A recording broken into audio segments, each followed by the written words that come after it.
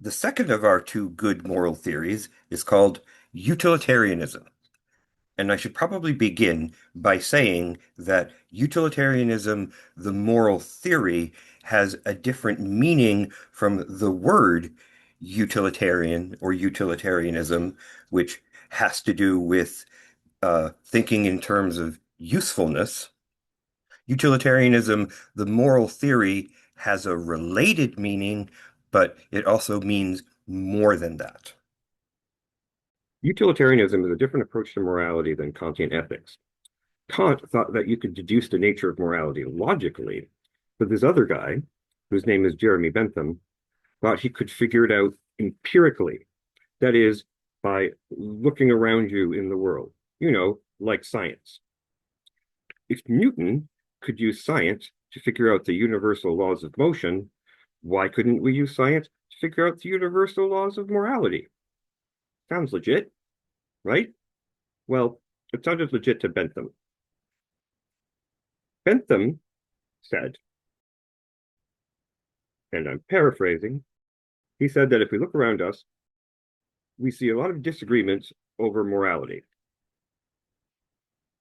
But what can we agree on? Well, we all want to be happy. I want to be happy. You want to be happy. Everybody wants to be happy. Now, maybe you're willing to grant that we all want to be happy, sure, but what does that have to do with morality? I'm willing to bet that most of you relate to moral rules as things that stop you from doing what you want. Thou shalt not this, and thou shalt not that. Well, bear with me, and it'll start to make sense. Bentham's second really interesting idea was that maybe it's a mistake to think of morality in terms of rules at all. Isn't that interesting? After all, what are rules for? It's not like morality was handed down to us by some sort of omnipotent being, obviously. Haha, who would think that? No, we created rules, and we created them because we wanted certain kinds of outcomes. So it's not the rules that matter, said Bentham, but the consequences that those rules were created to bring about.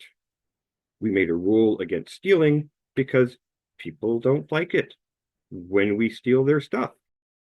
We made a rule against assault because being beaten up does, on the whole, there are exceptions, make people pretty unhappy. You see, you might think that getting to do whatever you want would make you happy, but what about me? To think morally is to think about everyone's happiness. Is it starting to make more sense now? It is this caring about everyone's happiness that makes it moral. If you just pursue your own happiness, that's not moral. That's what Kant called prudence. We might call it selfishness. Morality, on the other hand, is about universal happiness. You can think of this requirement in utilitarianism to consider everyone's happiness equally as analogous to Kant's universalization principle. You know, where you take a maxim and ask, what if everybody did this thing all the time? They're similar in their requirement for us to think consistently.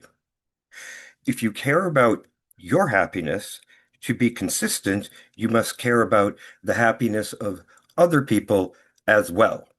Why? Because you're a person, just like them. I'm a person, you're a person, my cat Mia is a person, everybody is a person. And so every person deserves equal consideration. I said earlier that Kant's approach to morality was to base it in rationality, whereas Bentham tried to figure it out empirically. But Bentham also cared about rationality. His was a scientific approach to morality, and thinking rationally is an important thing in science. So, if you ask the question, Why should I care about other people's happiness? The answer is you don't have to, but if you don't, you're not being rational. Utilitarianism says we should try to maximize happiness, which means to bring about the greatest happiness of the greatest number. That's the third part of utilitarianism. Happiness is quantitative. It's like a cost benefit analysis. The difference is that we consider the costs and benefits for everyone, and everyone counts equally. If what we need is something that allows us to mediate between competing rules and interests, this sounds like what we're looking for. Consider the example of lying. We all agree that lying is generally bad, probably, but we're fine with lying when it will avoid bad consequences. Those are the conditions under which we generally tell lies, to spare someone's feelings, something like that. Following rules without thinking about the consequences does sound pretty silly when you think about it, doesn't it? Utilitarianism allows us to do things that make one person or a small number of people unhappy, but benefit a large number of people, such as punishing criminals. Now, although utilitarianism was originally formulated in terms of happiness, or sometimes pleasure and pain, happiness is a subjective thing. And the big selling feature of utilitarianism is supposed to be that it's a way of thinking scientifically about morality. Bentham used this term hedonic calculus. You don't have to remember that term. It just sounds cool. So over the years, philosophers have come to speak less in terms of happiness or in terms of pleasure and pain, and more in terms of harms and benefits. Now, you'd think that harms and benefits are even more vague terms than pleasure and pain, but in practice, it largely has the effect of making consequences easier to add up and calculate and weigh against one another. I mean, if we were thinking strictly in terms of happiness, what about the crime of murder? Like, we all want to say that that's bad, but is murdering somebody who lives alone without any friends or family less bad than murdering somebody who has a lot of friends and family and therefore makes a lot more people unhappy? I mean, the dead person isn't going to be any more or less happy. I mean, when you're dead, you're neither happy nor sad. So is killing somebody fine? You don't cause them any pain or distress, and doesn't cause any pain and distress to other people. That sounds pretty counterintuitive. And apart from being counterintuitive, it's extremely difficult to work with. But we can call killing a harm without thinking about it in terms of pleasure and pain. You see what I mean? Or try this one. I like this one. Normally, you would think that making 5 people go without food for a week would be worse than making one person go without food. Imagine a sort of situation where that would come up. But what happens if I tell you that going hungry causes me so much pain and distress that it's as much pain and distress as 6 people going without food for the same amount of time. And therefore, utilitarianism says that you should make the 5 people go without food instead of me. That's very counterintuitive. starvation or deprivation of other kinds is reasonably calculable if you think about it in terms of the number of people and the number of days. Don't even get me started on the whole what about people who enjoy pain thing. Utilitarianism comes in two flavors, which have come to be called act utilitarianism and rule utilitarianism.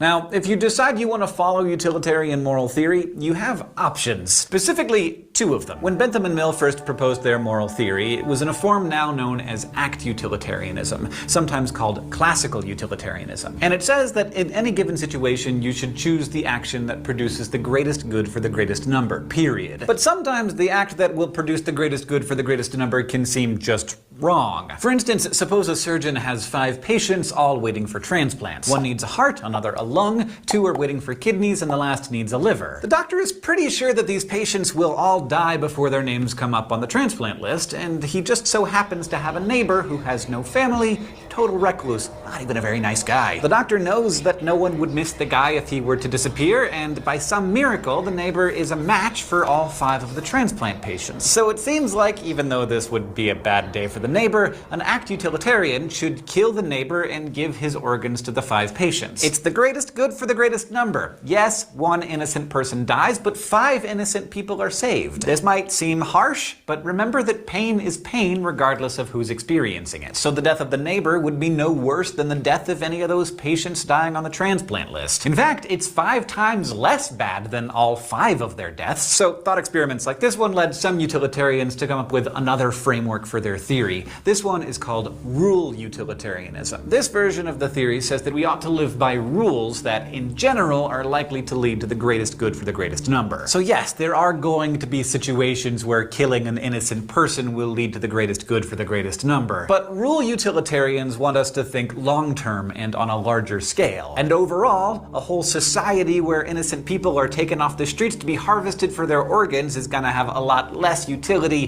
than one where you don't have to live in constant fear of that happening to you. So rule utilitarianism allows us to refrain from acts that might maximize utility in the short run, and instead follow rules that will maximize utility for the majority of the time. As an owner of human organs, this approach might make sense to you. Act utilitarianism has the advantage of allowing us to treat each situation as unique. So we can think about all of the subtleties and weird exceptions. But it also highlights the biggest weakness of utilitarianism, which is that we can never be sure of the consequences of any given action in advance. Maybe in the example that Hank just mentioned, the transplants don't take, or maybe you get caught murdering the one guy and you go to jail and then nobody gets any transplants. Rule utilitarianism avoids this problem. We follow rules, which is admittedly a lot easier than having to weigh the consequences of every single separate decision. That sounds like a lot of work. And we can feel assured that we acted rightly by following the rule that's likely to bring about the best consequences, even when maybe it didn't work out that way in this very specific case.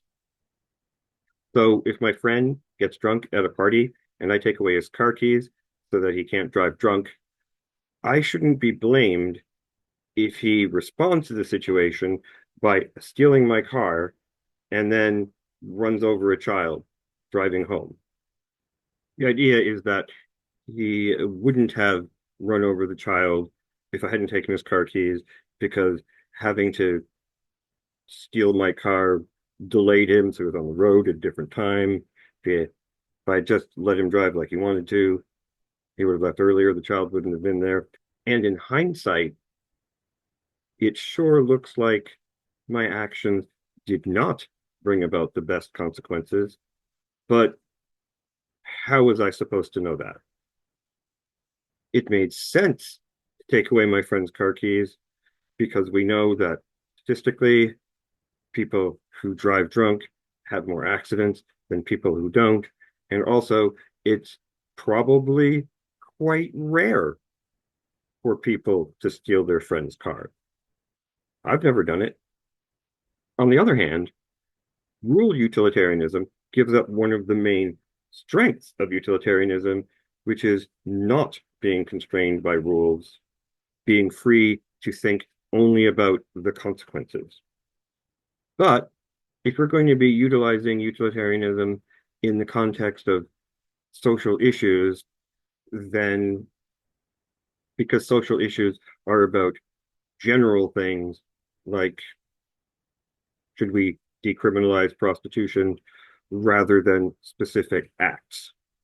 Utilitarianism type thinking is, in fact, quite common in discussion of social policy and stuff like that. And there it's almost always rules utilitarianism. Our little discussion of act utilitarianism versus rule utilitarianism brings up, I don't know if I'd call it a problem, but definitely a complication with utilitarianism. And this has to do with judging the morality of actions in terms of the consequences rather than the acts themselves. Now, consequences, the thing about consequences is that they happen after you do the thing. Consequences happen in the future, and the future can be hard to predict. This is why rules utilitarianism bases its rules on the likely consequences of certain kinds of acts. There's this medical show called House MD, and about half of the episodes are about cases where following some rule of medical ethics would cause more harm than breaking that rule. And that becomes the conflict of the episode. Should we break the rule? Should we make an exception? This illustrates how strict adherence to rules can cause harm. It might be possible to make a utilitarian argument that the rule of always following rules tends to lead to more harm than good. There's also the issue of which consequences count in your utilitarian calculus and which don't. Prescribing painkillers to someone with chronic pain has to be good under this theory because you're reducing the amount of pain in the world, right? Utilitarianism says that you're supposed to maximize pleasure and minimize pain. But what if the person you prescribe the medication to becomes addicted? This could lead to harm in the long run that outweighs the harm that the medication prevents in the short term. We can't just think about the short term because if we think quantitatively, long-term consequences are almost always going to outweigh short-term ones. Long-term consequences can last for years, after all, decades even. But the further we look into the future, the less confident we can be about the consequences. Let's say 20% of patients get addicted to this painkiller in the example. So if you prescribe it to someone, they might get addicted, but the drug will definitely help their pain now. See what I'm getting at? What do you do? A related question is whose suffering or happiness counts in our utilitarian calculations. Everyone's interests are supposed to count equally, but it's not always easy to figure out in advance who is going to be affected by a particular action or policy. There's a whole discussion of what's called stakeholders that we're not going to get into right now. Let me ask a different question. Do only people count in our utilitarian calculations? What about animals? For Kant, morality only applies to rational beings, but Bentham believed that it is not the ability to reason that matters, but the ability to suffer. If a being can feel pleasure and pain, then its pleasure and pain count under utilitarianism.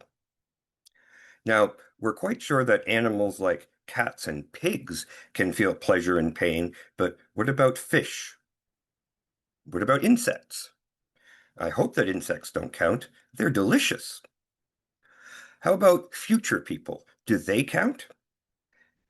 It seems weird to consider the interests of people who don't exist yet, but it is normal for us to consider the interests of future generations when it comes to things like the environment. If we only consider the interests of people who are alive right now, we risk leaving a terrible world for future generations. I mean, thanks to global warming, we are leaving a terrible world for future generations, but at least it's widely acknowledged that we shouldn't be doing that. So yes, future people count, but how far into the future do we have to consider? There's something called effective altruism, which is based in utilitarianism, largely. According to this way of thinking, since the future contains many generations of people, we should prioritize long-term future consequences over the consequences that are happening right now. So, for example, one of the things that they say is we should prioritize becoming an interplanetary species over ending world hunger. The reasoning is that from a long-term perspective, a planet, as it turns out, is not a very safe place to live. Eventually, there will be another mass extinction event like the meteor that killed the dinosaurs, and if we haven't spread humanity out to multiple planets by then, we're screwed.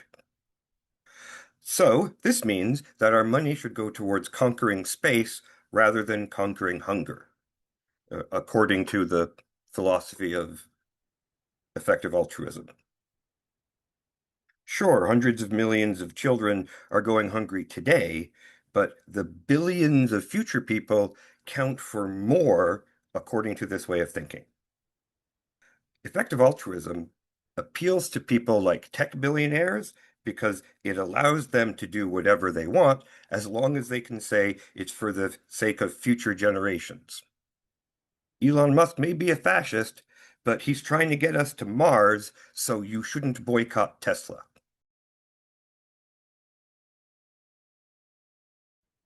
Kantian ethics and utilitarianism are different approaches to morality that capture different aspects of our moral intuitions. Kant is about following rules, and utilitarianism is about weighing consequences. In philosophy, Kantian ethics and utilitarianism. Sorry, Bentham, you don't get to have a moral theory named after you. So, although these are normally framed as competing theories, we don't have to think about them that way. If you're a philosopher and your main concern is like truth with a capital T, and it seems like those theories can't be right at the same time, sure, maybe you have to choose between them. But I happen to think that you can like both Star Wars and Star Trek. Since our concern is social issues and not winning the best moral theory ever contest, we're free to use both of them. Because social issues are all about weighing costs and benefits, they seem to be well suited to utilitarian thinking. In fact, utilitarianism has been influential in the shaping of many of our social institutions. But a purely utilitarian approach can be dangerous, especially when it comes to government and social policy. This is because utilitarianism can be used to justify doing harm as long as the consequences of that harm are, on balance, positive. This means that theoretically, you could do a lot of harm to a small number of people in order to benefit a large number of people. Imagine a society where 20% of the population is enslaved and do all of the hard work, while the remaining 80% enjoy the benefits of their labor. From a utilitarian perspective, this would be fine. But do you think it would be fine? Would it be fine if it was only 10% slaves? Maybe? There's a famous science fiction story by author Ursula K. Le Guin called The Ones Who Walk Away from Omelas. This story asks us to imagine a city where everyone is happy, but their happiness depends in some unexplained way on one child living in abject suffering. How would you feel if you were one of the people living in that city? The footage you're watching now is from a Star Trek episode where they shamelessly plagiarize this idea.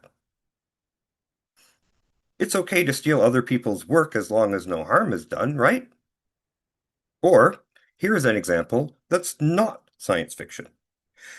In places living under colonial governments, the example that I'm thinking of is from Algeria, but it happened in lots of places. If there was a serious crime, usually one committed against a member of the colonizing group, and there was no obvious suspect, sometimes the police would pick someone from the colonized group and say he did it instead of actually investigating the crime. Because investigating the crime would be difficult. And from their perspective, the important thing was that someone was punished for the crime, because the purpose of punishment is to deter other people from committing similar crimes. If it turns out that from time to time an innocent person is punished, oh well.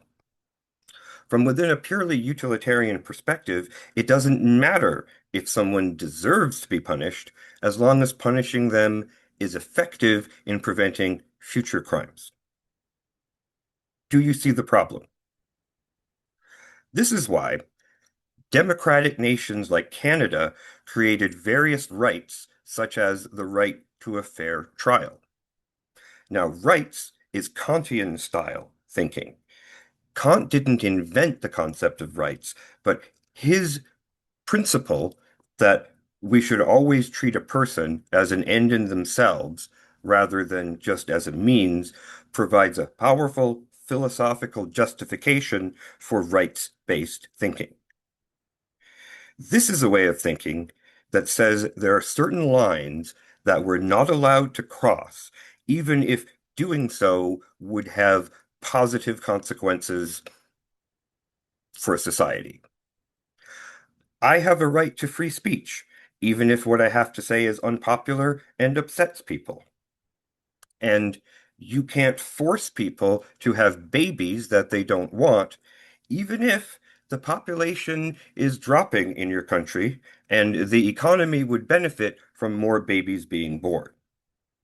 You can't do this because people have a right to control what goes on in their own bodies. We have other rights as well, the kind of rights laid out in Canada's Charter of Rights and Freedoms, and these rights create a sort of space that is not subject to utilitarian calculations. So that's our two good moral theories. There are other moral theories in philosophy besides utilitarianism and Kantianism, but these are the most popular, and I think you can probably see why. Used together, they can make up for each other's defects. Utilitarianism can be used to mediate when rules come into conflict. And Kantian thinking sets limits to what we're allowed to do in the name of utilitarian cost-benefit analyses. Hooray! Now, as we all know from cop shows, each one of us has a right to remain silent.